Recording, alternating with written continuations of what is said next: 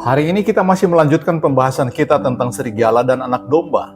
Dan kita akan melihat apa yang dilakukan Injil terhadap kita. Apakah kita sudah diubahkan? Atau apakah gigi dan taring kita masih terlalu tajam? Mari kita lihat contoh yang diberikan oleh Yesus. Seluruh Alkitab memberikan gambaran bahwa Yesus adalah anak domba. Yesus sendiri digambarkan sebagai anak domba di dalam Yohanes 1 ayat 29, Kisah Rasul 8 ayat 32, 1 Petrus 1 ayat 19. Dan di dalam kitab Wahyu ia disebut sebagai anak domba sebanyak 28 kali.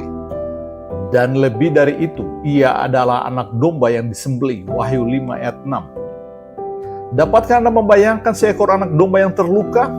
Seekor anak domba yang telah disembelih? Apakah anak domba yang tersembelih itu masih mempunyai kekuatan? Inilah gambaran untuk transformasi yang sempurna. Allah yang maha dahsyat dalam segalanya menjadi anak domba yang disembelih. Ia dihina, dan pada puncaknya ia menyerahkan nyawanya di atas kayu salib, mati terbunuh oleh sekawanan serigala yang menamakan dirinya sebagai orang Farisi, ahli Taurat, dan para imam. Jika Anda tidak suka menjadi anak domba, jangan pernah berpikir untuk menjadi orang Kristen. Kalau tidak, Anda akan salah mewakili Injil. Paulus menggunakan gambaran tentang saling menggigit dan saling menelan. Ia berkata kepada jemaat di Galatia, "Tetapi jikalau kamu saling menggigit dan saling menelan, awaslah, supaya jangan kamu saling membinasakan." Galatia 5 ayat 15. Dan apa sebenarnya yang ingin disampaikan oleh Paulus kepada jemaat Galatia? Aku meragukan bahwa kalian adalah anak domba. Jangan-jangan kalian masih serigala. Mari kita lihat penginjilan versi Yesus. Yesus mengutus anak-anak domba ke tengah kawanan serigala karena strateginya adalah supaya anak-anak domba itu mengandalkan kuasa Allah, bergantung penuh pada Allah secara total. Dengan kata lain, kuasa Allah akan bekerja melalui anak domba untuk mengubah serigala itu. Murid-murid diutus Yesus untuk memberitakan Injil, dan Injil diberitakan kepada serigala dengan mengorbankan nyawa anak domba. Sejak dulu anak domba dipersembahkan sebagai kurban persembahan. Oleh karena itu kita melihat bahwa Injil harus diberitakan dengan mengorbankan nyawa kita. Tidak ada jalan murah dan mudah untuk membawa Injil kepada orang lain. Anda mungkin tidak akan mempercayainya, mengingat cara Injil diberitakan hari-hari ini.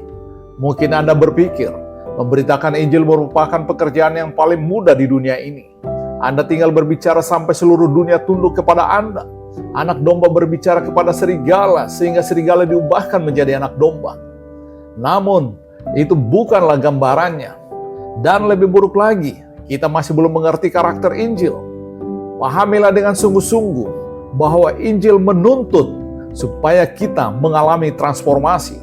Dan kita sendiri yang tahu apakah kita sudah diubahkan atau belum.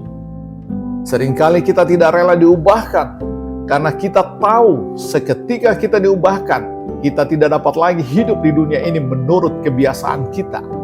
Itulah sebabnya mengapa banyak orang Kristen tidak mau diubahkan. Kita akan kehilangan tempat kita di tengah-tengah serigala.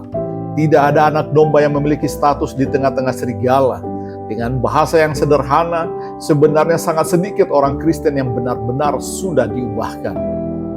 Sangat sedikit orang Kristen yang mau masuk melalui pintu yang sempit itu. Yesus berkata, "Masuklah melalui pintu yang sesak itu. Karena lebarlah pintu dan luaslah jalan menuju pada kebinasaan, dan banyak orang masuk melaluinya. Karena sesaklah pintu dan sempitlah jalan yang menuju kepada kehidupan, dan sedikit orang yang mendapatinya." Matius 7 ayat 13-14. Di Matius pasal 7 ini kita melihat pernyataan sedih Tuhan kita. Dia sedih karena begitu besar kasih-Nya kepada kita. Dia telah menanggung segala penderitaan dan hinaan. Dia tertikam oleh karena pemberontakan kita. Dia diremukkan oleh karena kejahatan kita. Ganjaran yang mendatangkan keselamatan bagi kita ditimpakan kepadanya.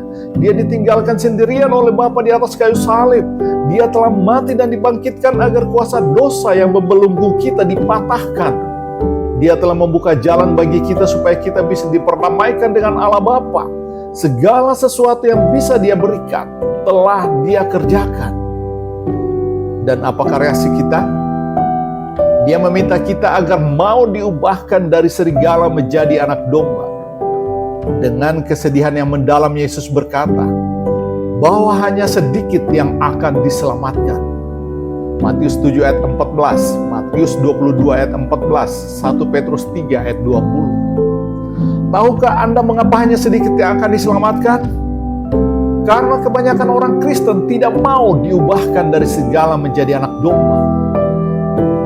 Dengan demikian kita akan sampai pada poin berikutnya, yakni karakter Injil. Yohanes 8 ayat 31 sampai 32. Jikalau kamu tetap dalam firman-Ku, kamu benar-benar adalah murid-Ku, dan kamu akan mengetahui kebenaran, dan kebenaran itu akan memerdekakan kamu.